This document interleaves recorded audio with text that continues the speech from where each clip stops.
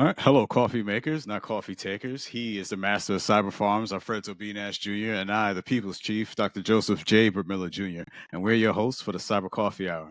Alfredo and I hail from Mount Vernon, New York, and we are excited to share our experiences and stories along with those of our incredible guests. Our mission is to impart knowledge, enhance understanding, and cultivate a sense of community in the expansive world of cyberspace. So for today's show, we'll have a coffee chat with the founder of Nova IT Guy, Kevin Latchford. Now, Kevin Latchford is an experienced network and systems engineer with a current focus on cybersecurity, DevOps, and ML/AI after many years in telecommunications and associated technologies. He is the main guy of Nova IT Guy in Northern Virginia and has a wide array of work and services.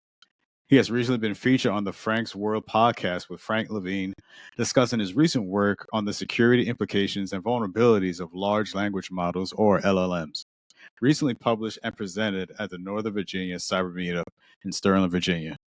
Kevin Latchford, welcome to the Cyber Coffee Hour. Greetings. Pleasure to be here. All right.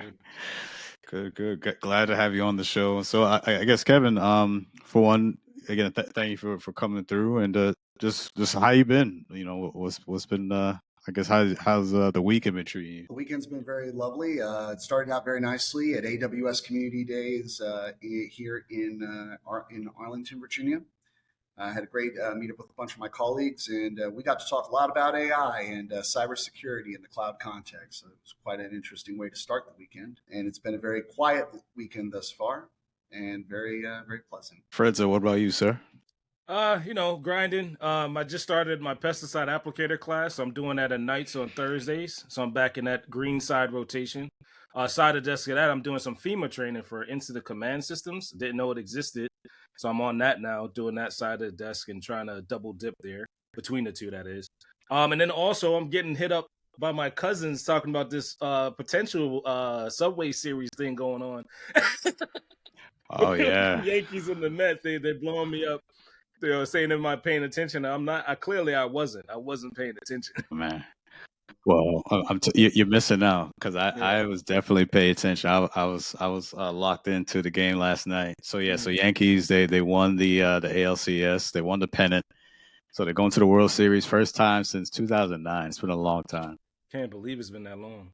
So we're still waiting. It's honestly, I think it's a long shot for the Mets. I mean, they've had a great year so far, but the Dodgers are up 3-1 in the series. And each win for the Dodgers has not been close for the Mets. It's been like blowouts. So, and they go back to LA tonight.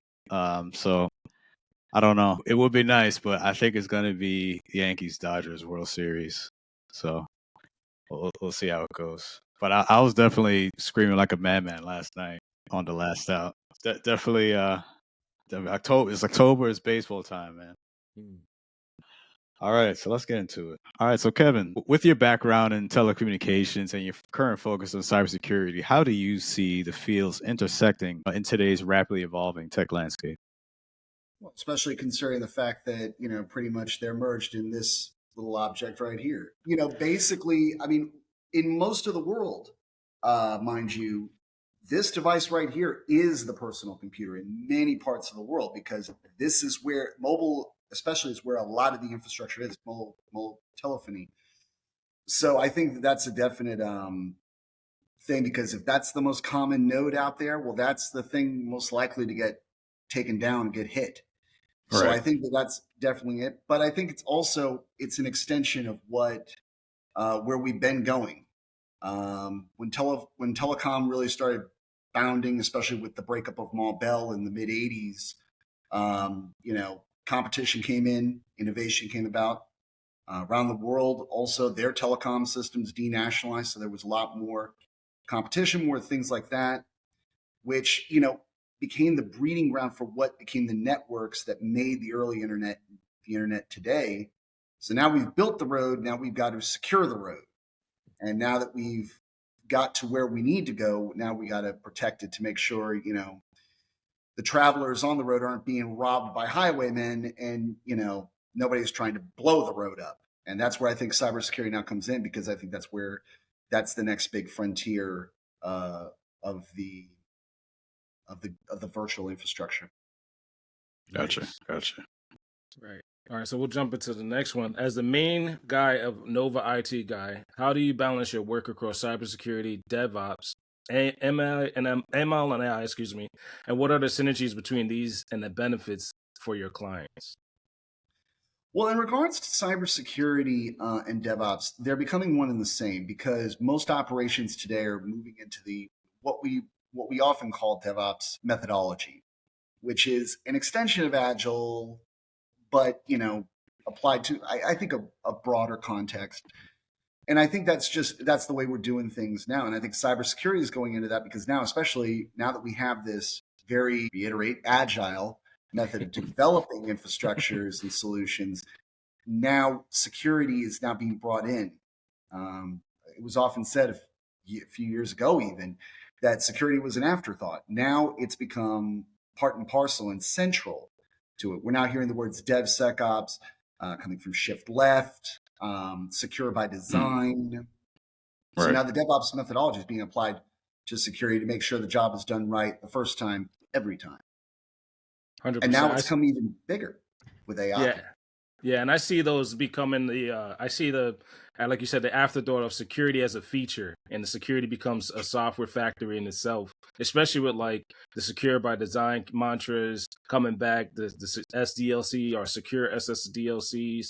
They'll be making security factories inside the pipelines, if you will, if we stick with that mantra. So I 100% agree. That's a tie into as well. You recently presented the security implications of large language models at Northern Virginia Cyber Meetup. Can you share sort of like some of the critical vulnerabilities you identified in LLMs? Of course. One of the most glaring ones is that what is known as jailbreaking. And jailbreaking is where we break the guardrails. Now, for all who are not aware, LLMs have a series of safeties put in them because the data is crawled from all over the internet and it needs to be filtered. Now, some information is okay to be given to the general public. Some of that information the developers might want to use for other purposes, but we don't want the general public using it because some of that data might have been gleaned from sources that might be sketchy, might be more secured, or are sensitive information. And when those guardrails are broken, you can do that. And my colleague and I were working on it. And for those of you who are not aware of it, if you'll see my LinkedIn page, you'll see it there. This discussion is actually, the entire presentation is available on LinkedIn. But basically, we were looking at it, and we were basically able to make it engage in what is more or less a legal operation. Allow it to dispense information about making prohibited items, spicy topics, producing malicious code, even methods to maybe even hack it. And some of them are even, in some of these are even more glaring. I was actually involved in a cybersecurity little tournament, and I just happened to use ChatGPT, and I said, I need this for a hack the box. Well, before it wouldn't let me, but if I said, I need this for a hack the box, it told me how to do it. Wow. Well, now I believe that feature has since been patched. However, that's kind of a glaring problem. And that's the biggest thing is jailbreaking. The other is model inversion and model disassembly, the reverse engineering of the model. And the final thing is model poisoning, also known as brainwashing. And brainwashing is a real problem because you can basically teach it to engage in operations or give it false information to spread misinformation or to corrupt the data. And jailbreaking pretty much is the chief vector. It's kind of like I kind of compare it to Kerber roasting on identity systems. It's kind of a very effective vector to get in and then move and be mobile within a system. So let me piggyback on that a little bit, Kevin. When I hear jailbreaking, especially at a model, and you're saying this is a safeguard in the model, can you now use that model to hack or compromise other defensive countermeasures once it's jailbroken? Well, I mean, you can do all sorts of things. I mean, the idea of jailbreaking is just to get access into the model, to manipulate it, or to draw information that you would not ordinarily get. Once again, as I bring up that Kerber roasting analogy, you want to either iterate or you want to manipulate. Now, could you make it do other things? Well, yes, I could inject something in there. In fact, one thing we figured out was there's an implication of a very particular tool that everybody likes to use to make their coding easier. I would keep a very close eye on that to make sure that that was not compromised, because you can make it put in default answers in the prompts. Right. And those returns from the AI model could have malicious code embedded in them. So like every time you write a particular set of code, it puts in an executable line that does something, opens a port. You know, like literally I could open up Netcat. I can make something that has a Netcat system, and when I call out to it, it'll open up all those Netcat ports. Well, if you have something like that, that makes Log4j look like nothing. That's interesting. So, kind of backing up a little bit, when you talked about, I guess, more or less a vulnerability where it's teaching. It was the output from the AI tool was that it was telling you how to jailbreak a system or a particular device. But do you see how that could be advantageous for maybe red teams? Kind of maybe use that as maybe like a starting point for maybe some of their missions as what they're trying to accomplish.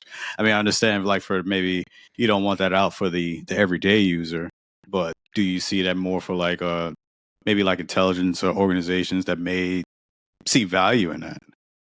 Oh, good heavens, yeah. I mean, in fact, let's get down to even the larger crux of the problem, which is red teaming of AI is not exactly done yet. The blue teaming and red teaming of AI is more or less in its infancy. In fact, that is probably, I would say, one of the largest elements of my current research is in that, is looking for ways to do that, because there is no Kedra, there is no John the Ripper, there is no Hydra specifically for AI yet that can test it to the larger context of it, of this thing. Yes, it is an piece of enterprise software. It should be treated the same. However, its context, the way you interact with it, is far different. And there's not as much yet. It is growing, but we're just starting. We're just starting with that, and that's something I'm looking into myself, as I said in my research. But furthermore, jailbreaking is one way to get in there, inverting the model, Right. hallucinations, and as I said, brainwashing. It's interesting, as you said, the models. I caught that is to you an enterprise software, because you don't hear a lot of people saying that of LLMs yet either. They don't say that, they don't treat it as a software artifact or something that would go through the traditional factories that we mentioned earlier. So it's very interesting that your research is inclusive of that, and also paints a bigger picture of all the folks that don't look at the LLMs as an artifact, right? The entire LLM itself. So that's very insightful there. Indeed. I mean, the thing about it is with AI is that it's a shiny thing. You know, it's a new thing, so it's a shiny thing. We don't see it as enterprise software yet. We should. We don't often. Right. So, Kevin, so your recent appearance on Frank's World podcast touched on the security risks of AI plugins. Which of those risks pose the greatest threat in your estimation? Well, I would definitely say, first of all, with the extensive use of code generators and code assistants, that's a real dangerous one, because that's where code could get brought in. Malicious code could be put in. There's a lot of backdoors that could be installed through systems. And the thing about it is yes, with SBOMs and things of that kind, we do have a greater pedigree of where our code comes from. SBOMs, for anybody who doesn't know, those are software bill of materials. Basically, while it does get us there, there's not much you can do if you're not aware of something else being injected in there, unless you manually check it. Well, sometimes people, sometimes due diligence is not done. Should be, sometimes isn't. And that's a big problem is with AI plugins, is especially if they're going to be using code assistance. Another one is we all saw the famous one where a truck was bought for $1. I believe it was a Chevy was bought for $1 because they did not set up their system to have acceptable input validation. So somebody bought a car for $1. They sued him in court, and the judge literally told him, "No, you have to sell him that truck for $1. Too bad for you. You should have done your due diligence." Yeah, it is. And that's That a top 10 for you. Another Hmm. 20-year top 10 that we have not seen cross over to LLM yet. man, I wish I took advantage of that. I would have got myself a nice Suburban. Whoa, whoa, whoa, whoa. We don't want that attribution. It couldn't be me. I would have got 20. So wait, so the other thing that I I'll take like a that you Bentley. mentioned, say again. I said I'll take a Bentley or an Aston Martin. Right. The other thing that you kind of mentioned too, that's also in its infancy is I haven't seen an SBOM for LLMs or AI because SBOMs are in their infancy too. Good luck getting all the maintainers of those plugins to attribute, put their artifacts together, and put an SBOM together for that AI model, or the AI plugin in this case. Well, I got one even worse. For all you who use Hugging Face, just understand that isn't filtered. What Not is yet. Hugging Face? Yeah. Hugging Explain. Face is kind of like the GitHub for AI models and engines. Really? And some of them are not. Some of them are not. My colleague, who is the founder of the Northern Virginia Cyber Meetup, Mr. Tom Bendian, and I were looking over it. We kind of found that to our surprise. We were remarkably surprised that it wasn't as monitored as we thought. Now, in the time that I have since really dug into Hugging Face, they may have actually done a little bit more security, but at the time we didn't see it, to us, adequate protection. But that's the thing. It's use at your own risk. Well, you don't know. You have to, and it's not very easy to iterate models. They're very opaque. Right. So you can kind of see what's in there, but you can't see everything.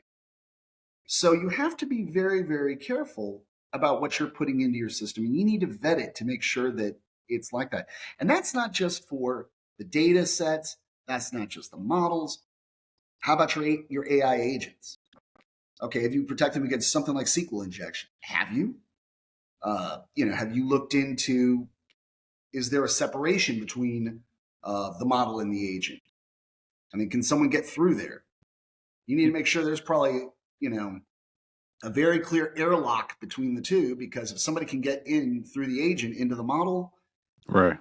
they can sneak right in there. I mean, that could create the ultimate covert channel to undermining your model. Right. So, with that along those lines, given your experience in network and systems engineering, what advice would you give to organizations looking to strengthen their cybersecurity posture, while embracing AI and ML technologies? Well, I would just say, once again, you need to treat it like an enterprise solution. No ifs, ands, or 100%. buts. Right. And you don't need to be afraid of it. I mean, first of all, businesses are adopting it at a remarkable clip, at a remarkable rate.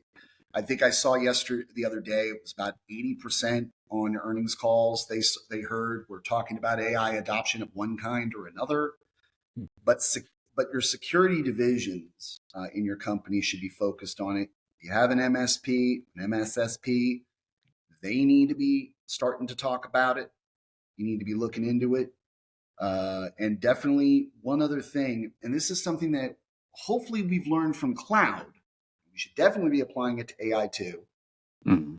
Remember, if you are using a public AI, you are using somebody else's computer. 100%. We're coming back to the basics.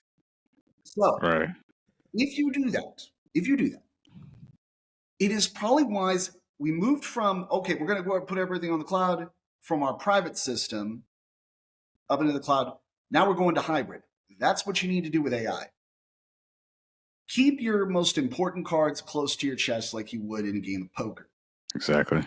Be willing to put some cards out there on those public cloud services, because especially for some stuff, you're going to need that bursting capability, because there's going to be sometimes you're going to need that big, larger model, engine, everything.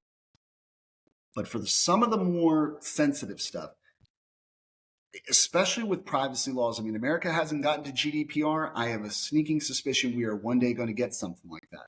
And if we do, your own model is probably going to be the more expedient way of doing it, because it's behind the wall, just like your private cloud that you have for more sensitive, very company proprietary data. You keep that behind the wall. No, that's a great point, because honestly, it was actually something that I questioned or even had a concern, especially looking at it from the government perspective.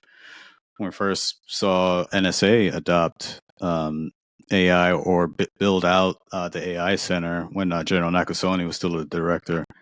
And honestly, I questioned. I was like, how are we? I would say probably one of the top things that I thought about was, are we going to be able to maintain our classified data from going out? So as you said, I think you have to treat it like, yes, of course you're going to keep the classified data, said close hold, but then more the unclass that you was going to put out to the public anyway. I think that would use to train the AI models and things of that nature. But it is, but even still, it does some, because we're starting to, as you said, starting to see more adoption of AI, both private and public sectors. And yeah, I think you do have to be careful because some organizations, they may treat it, if you're not well versed in it or have that forethought to know, like, when you're putting this out there, it's out there, so you can't get it back. So but so do you think enough? Do you think, I'd say maybe there's enough education when it comes to that to understand, like, when you're putting something out there into like AI model, or you're trying to use an AI tool, like, okay, you need to be very careful, like what you're teaching it, because it's not just private to you, it's going to be accessible to everyone else. Yeah. And while this thing is not cognizant and more likely never will be, it still can, it can still do, it kind of operates a bit autonomously. So even if you were to be careful with that, let's first start with, you are super careful. You have no idea what the unintended consequences of putting that kind of data in there, especially if it's been manipulated by the public, from trolls on 4chan to anonymous to state-run actors. You have no idea who might have hit it unless you have the monitoring, unless you have the transparency to see into the opacity of the model, to know if it's been tampered with, things of that kind. But okay, let's say you're very blasé about it. Okay, fine, but just understand that you're at a high rate of unauthorized leakages, because once again, there's another method in getting the model to talk, and we call it interrogation. And basically, that's when that's what we call it interrogation, is because basically you're giving the model the third degree, asking it questions, you're trying to make it spew that data.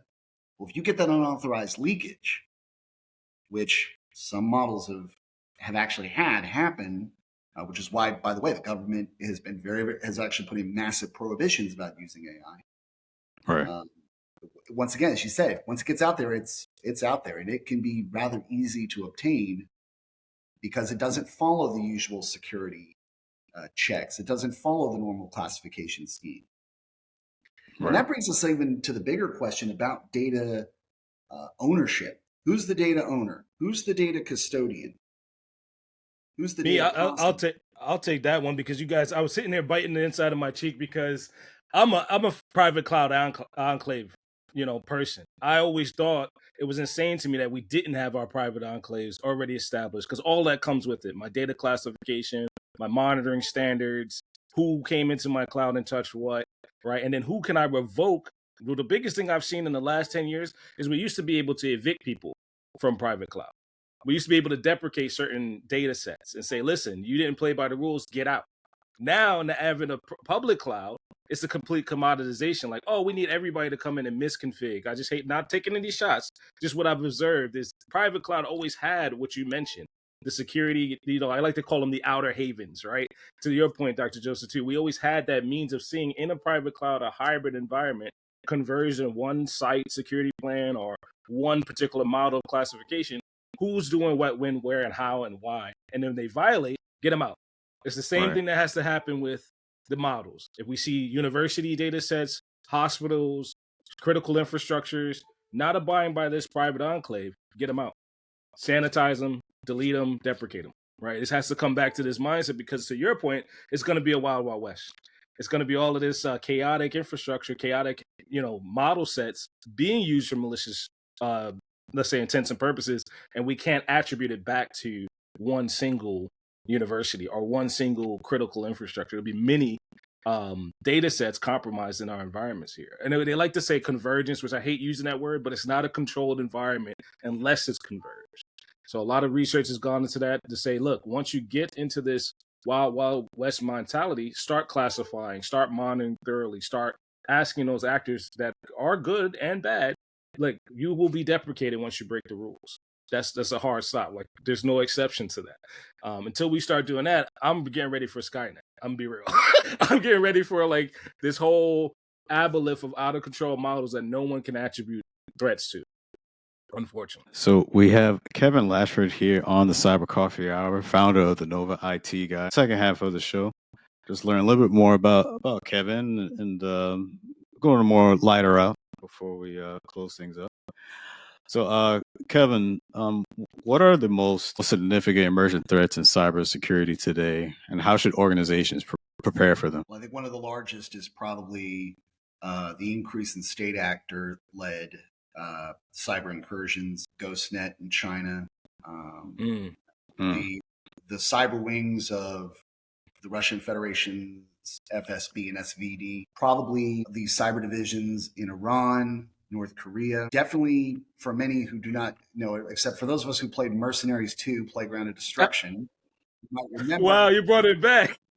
That was a good game. You might remember that first group of cards you took down, the group called Division 31. Well, that actually exists. There was a group called Room 39 in the Korean Workers' Party, who their whole goal is to make money through illicit means for the North Korean regime. What is a wonderful way to make illicit money? Ransomware. Well, you can be rest assured they're pretty skilled in that. They're pretty versed in it. That's probably one that I would say right off the top of my head would be very dangerous. And that's a group that, has no hoots to give about that, has no scruples. The other thing is also, there is a lot of hacktivism. It's beyond anonymous now. That's a big thing. And the final thing is, just people getting their hands on technology they shouldn't have. Recently, there was the recent TikTok video about how to use flippers to break into Kias and Hyundai. Yeah. And that actually happened in my complex. Somebody had a Kia. I came out. I thought it was my car that got broken into. Glass on the ground. Why was there glass on the ground?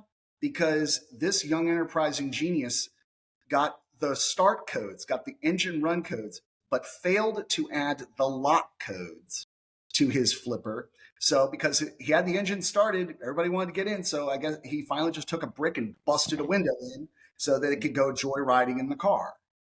Wow. So that's and you're right. It's enterprising because, some of us that have been around for a while, that stuff used to be in 2600 magazines. Now they're giving it out, on eBay and various exchanges to play around with. But it used to be you couldn't mess around with the flipper type, devices. But it seems like it's fair ground now. It's fair enterprise now. Yeah. Well, in some states, it's considered, if you're not a cybersecurity professional or you have a reason to have it, it's technically possession of burglary tools in some states, as far as same thing with the lockpick kits that they used to give out at DEF CON. They were like, if you're going back to certain states, I wouldn't take these with you. They still give them out at ICS villages. Almost you still can get, I have one over Most here. certainly. No attribution, but, we keep them around. Yes, sir. I get it, but it's just, the security professionals need these tools as well, which is kind of crazy. Yep.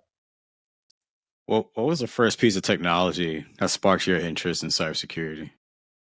Well, one of them was certainly that flipper. I was amazed at its design. Another thing was it was always something when the Northern Virginia Linux users group I attended, we used to always talk about Kali.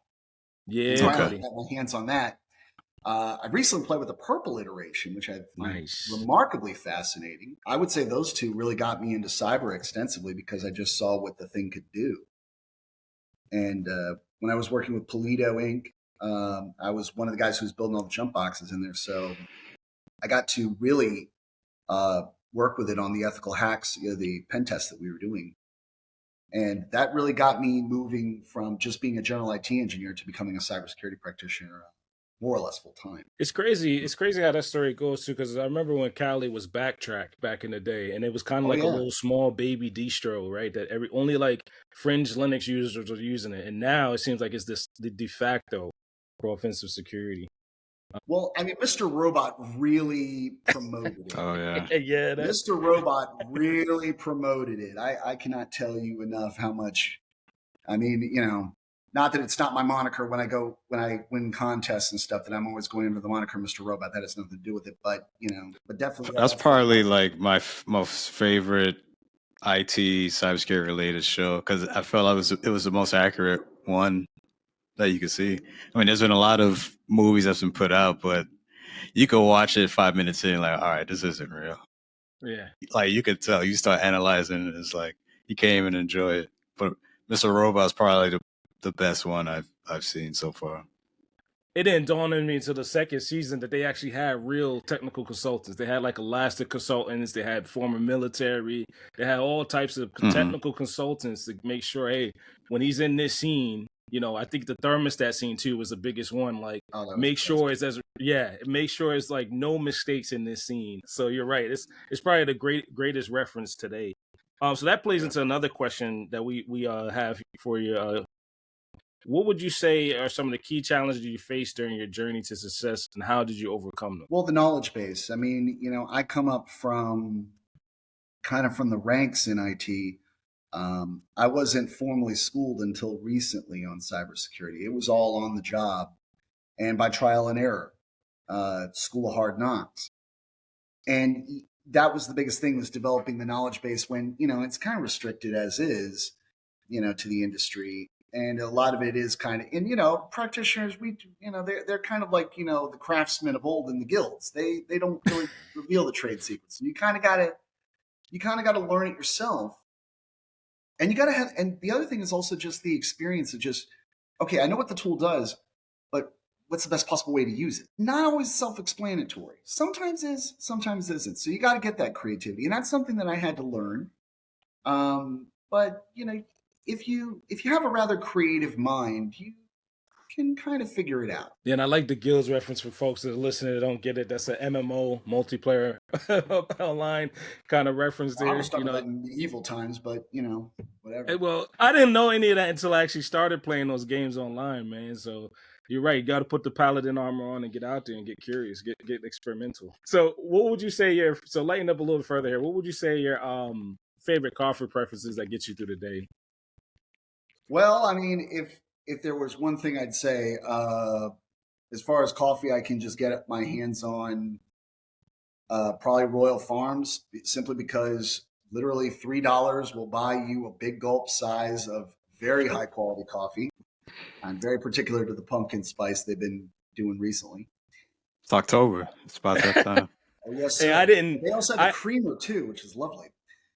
I didn't know how serious Royal Farms was until National Coffee Day. Like, so I give you credit too, because I didn't know how serious. Like, they have so many different varieties and flavors, and then they have promotions around the coffee season. Like you said, today's, maybe you open up the Rofo app and it's like 5 pumpkin spice promotions. Where else are we going to get Jamaican Blue Mountain coffee for $3? That's the one I got for free. I was surprised. I got that one for free. Now you're talking. Now you're talking. And they have a dedicated machine for it. Dr. Joseph, you got to check that out. Yeah. They got a dedicated machine just for the Jamaican Blue Mountain coffee. No other machine has a dedicated machine like that. That's respect. That's respect. Say that again? Yeah, really? The machine is Swiss made? Oh, I'm going to go down that rabbit hole now. But as far as, but then also I have other things. I mean, I'm a bit of a coffee kind of guy. I did drink Death Wish. My friend swears by it. I really don't think it's a good idea. The name of the coffee is Death Wish? Yeah, I've heard of it. Death Wish. It's high-grade organic coffee. It's veteran-owned too, right? Isn't that one? I think they may be. Black Rifle, I believe, is also. That's the one I was thinking Black about. Rifle. Yeah, that's the one I was thinking about. Right. You can find that pretty much any of your local ones. But then I also find the exotic ones. I mean, my favorite, because I'm a bit of an otaku dork, I like Boss Coffee, if I can get it. There is a great coffee brand out of Japan called Georgia. It's Chief Pitchman, or the two guys downtown. If you've ever seen the Chinko Machine game on YouTube, you'll know who the guys are, Hamada and Matsumoto. They are the chief pitchmen for it. It sounds like really great coffee from the commercials I've seen. Right. And it's just called Georgia. It's called Georgia. It's called Georgia Coffee. Okay, You can find it. It's on. But the Boss Coffee ones are really great. They actually have one blend. It's called Rainbow Mountain. It's this particular set of Guatemalan coffee beans, and it's almost entirely that. And the can's not that big, but it's it's probably the best espresso you've ever had. Wow, that's awesome. So, if you could have any superpower to help you in cybersecurity, what would it be and why? To have a sharpened, kind of hacker's mindset. Going back to Mr. Robot, I always kind of said I would love to be able to operate in cybersecurity, defensively or offensively, as fluidly as Elliot does. He Right. immediately knows. It's just like it's a train of logic, a line of consciousness that he has. I'm getting there, but I'm not there yet. But I would love to have that capability, just to be able to just have that kind of just hyper attentioned mind, and just that sharpness and acuity to what needs to be done to solve a problem, cybersecurity problem.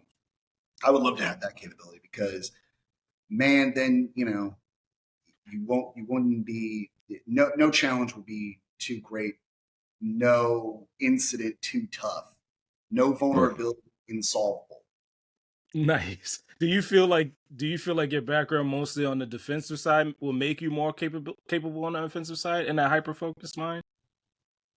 Well, I think you have to know that. Mm-hmm. I think you do. I mean, look, for some who don't sit on the Instagram things or on the LinkedIn forums, look, you can be a blue wolf, you can be a red devil, or you can be a purple knight. Purple knight, done. But that's what I think you need to be. Right. I think you got to be a purple knight at the end, because if you want to know how to exploit something, you have to know what the defenses are in the first place. And if you want to prevent yourself from being pwned, you have to know how they do it. But they require two different skill sets. One is a kind of architect, and the other is a developer. Red team is more developer, blue team is more architect.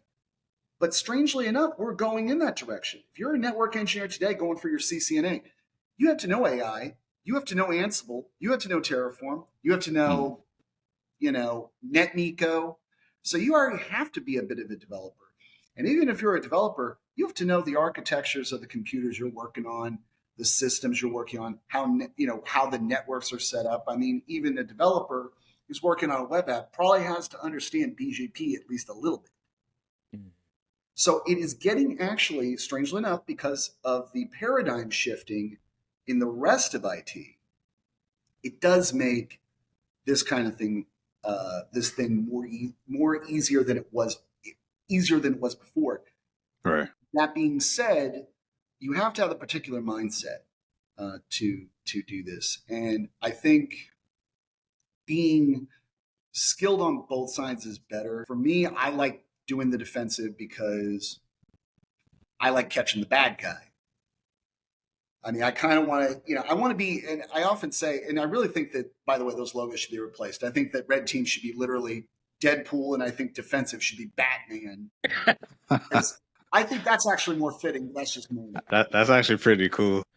I mean, you could only be a red wolf for so long, too, right? Right. So, with that said, and last one for you, Kevin, are there any hobbies, interests, or recreational activities that you enjoy besides cybersecurity? Well, I already alluded to one. I am a comic and manga fan. Nice. Anime, video games, do a lot of that. As well as, I'm a big sci-fi guy. I'm probably one of the biggest Robert Heinlein fans out there. Gotcha. Apparently. Other good literature, of course. Otherwise, a bit of outdoors. Do a little, I like cool cars, the modding of cars and stuff like that. That kind of thing is of interest to me lately. Right. I would say also trap shooting is really great activity. I'd say fishing. Trap shooting. First, yeah. Can you open that up? What's the trap shooting opposed to target shooting? It's like ski. It's like ski. Okay, got you. Got you. So the ski, like, you launch it off and you hit the target midair type deal? Yeah. Oh, okay. Cool. Now, what It's anime? really, What anime or literature are you watching or reading now? Well, right now I'm definitely watching Don to Don, which is the guy who drew that manga was literally the assistant to the guy who created the other great anime out of Shonen Jump, which was Chainsaw Man, which is pretty cool. I'm watching that right now. Gosh, there's a lot of them right now. The current season is kind of a bit of a mixed bag. I like some of them more than others. They did a redo of Ranma 1.5 on Netflix, which I'm finding somewhat interesting. There's one on HBO Max. It's in black and white. I don't recall the name of it, but it's supposed to be, I guess, more of like this. It's on the horror side. It kind of leads towards more of the horror side of it, of anime. Again, I can't remember the name, but like basically from the previews, it shows like this girl, like her face is like when she shows her face to people, it's like, I guess, grotesquely, disfigured, and it just scares everyone else off. I don't know if you've seen that but that kind of caught my interest. I was like, I added to the playlist. I haven't started it yet. Well, I mean, there's a lot. I mean, there's something for everyone, though. Thankfully, these days in anime, I mean, they have. Oh yeah. They have some very. I mean, right now one of the more interesting ones, highly anticipated, is a series called Girls in Panzer. A bunch of high school girls driving World War II tanks. What? Which one is that on? Series, to say the least. What is that streaming on? That streams on. It's on Netflix. You can get it on Netflix, or you can check it out on Crunchyroll. I'm sorry. Also on High Dive, which is Sentai Filmworks' streaming service. Crunchyroll is Crunchyroll.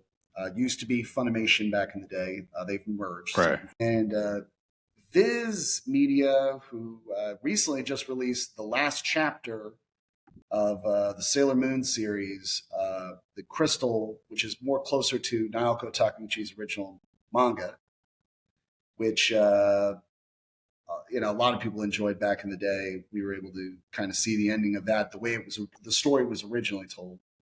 Right. So those of you who grew up in the 90s, you didn't get exactly the right story. You got part of it, but you didn't get it all. But there's a lot of interesting ones out there. I mean, Initial D. I mean, you want to talk about the anime that probably, I would say, built the drifting craze in America with Souped Up Civics. Definitely, that's one that it's. I believe it's actually on Netflix. I mean, Way of the House Husband, which I recommend everybody watch if you want to watch something that's going to make you laugh pretty hard. Way of the House. That's just. There's just something innately about it. And I found out the title of that show. It's called Uzumaki. Uzumaki, the one that's on Max. And there's one I watched before. Before that was Ninja Kumai or Kemoi. I don't know if I'm pronouncing it right, but I watched that. I finished that. That was actually pretty. But again, those are on Max, HBO Max. But Kevin, this was definitely a great time. Definitely enjoyed having you on the show. Definitely appreciate you coming through. So before we let you go, if there's anything you want to share with our listeners. Well, I would actually like to just say that Nova IT Guy is here to serve all your IT needs for consulting, especially in regards to cybersecurity. But then again, Nova IT Guy is, pretty much me. And, Satoru Iwata once said, yes, my card might say CEO, but I'm a gamer at heart. I'm an engineer at heart. Nice. And I'm looking for the next big thing in cybersecurity and or AI. And if anybody's interested, please talk to me on LinkedIn, and please come check me out. Yeah, buddy. Sounds good. Thank you. And thank you for those listening and watching and joining us for another episode of the Cyber Coffee Hour, part of the Alive Podcast Network. If you enjoyed this episode, explore more engaging content in the Alive Podcast Network app. By supporting this podcast and nearly 100 other Black-hosted shows, you can enjoy ad-free listening while contributing to a diverse range of voices in the podcasting space. So we appreciate your support and look forward to sharing more insightful conversations with you in our next episode. So until then, keep brewing those ideas and stay curious about cybersecurity. All right, that's it. It's a wrap. We out of here. Peace.